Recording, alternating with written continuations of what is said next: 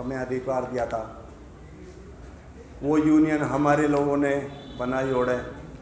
वो यूनियन चलाने वाले लोग जैसे भी हैं, शायद बहुत से लोग उनसे परिचित होंगे। वो कहते हैं ना कि बाड़ी खेत को खा रही है। आज हमारी यूनियन के ये हाल है कि अपने करीब कर्मचारियों के हकों अधिकार के तो उन्हें कोई चिंता ही नहीं है, उन्हीं का शोषण हो रहा है। ठेकेदार थोड़ा बहुत डरता है तो वो यूनियन वाले वो क्या देते हैं, चिंता न कर, हम बैठे हैं ना। ये सब मैं प्रैक्टिकली बता रहा हूँ, तो इस पे मैं ज़्यादा तो नहीं बोलना चाह रहा हूँ।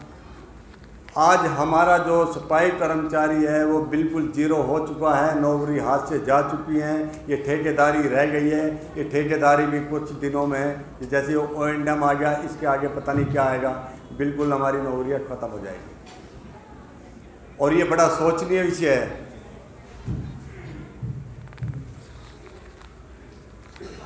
जैसे भारतीय समाज निर्माण संघ, यह हमारा संगठन है।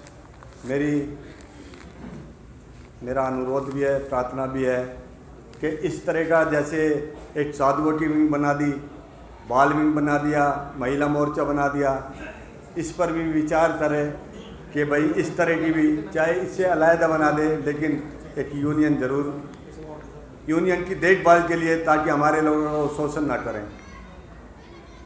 समय बहुत नहीं लेना चाहता, मैं बहुत नहीं लेना चाहता, लेकिन बस अंत में मैं यही प्रार्थना करूंगा कि संगठन इस पर भी विचार करे कि इनके बारे में हम क्या कर सकते हैं। ये बहुत ज़्यादा सोचनीय विषय है। धन्यवाद।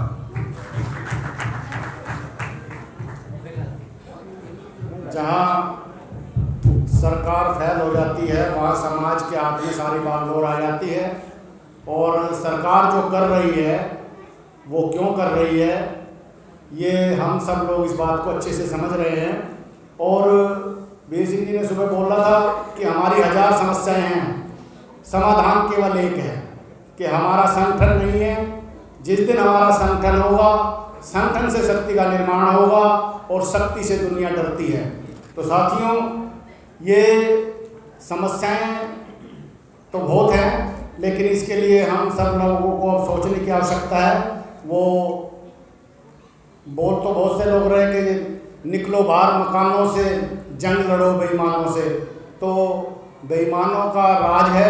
अगर आपको अपने हिस्से का सब कुछ चाहिए तो उसके लिए आपको मैदान जंग में, युद्ध के मैदान में, जैसा वीर सिंह जी बोल चुके हैं कि उन्होंने तो जंग हमारे साथ में हजारों साल से छेड़ी हुई है।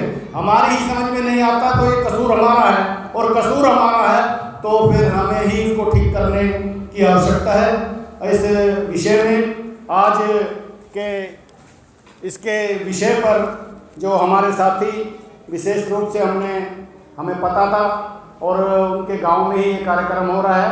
आज इस विषय पर डिटेल में अपनी बात भाई हरनाम सिंह जी, जो पूर्व चेयरमैन सफाई कर्मचारी आयोग रहे हैं, और लगातार पूरे दिल्ली के पूरे देश के अंदर ये अपने संघर्ष और अपने नाम और अपने काम की वजह से जाने जाते हैं, किसी परिचय के मोहताज नहीं है। तो ये इन्होंने 2008 में अंबेडकर रत्न अवार्ड भारत सरकार ने इनको दिया 2008 में, और उस अवार्ड के रूप में 10 लाख रुपए की राशि भारत सरकार ने इनको दी। उस 10 लाख रुपए की राशि को इन्होंने जितने भी हमारे इधर मंदिर हैं, उन मंदिरों में कंप्यूटर की सुविधा हेतु वो सारा पैसा जो है उन मंदिरों में वो कंप्यूटर लगवाने के लिए दिया।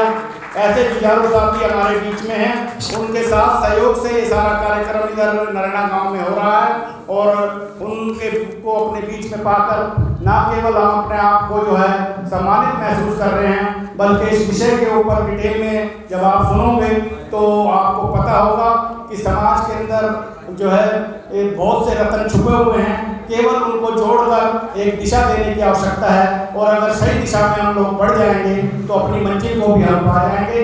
आपकी तालियों के गड़गड़ाहट के बीच में माननीय हरनाम सिंह जी को धन्यवाद।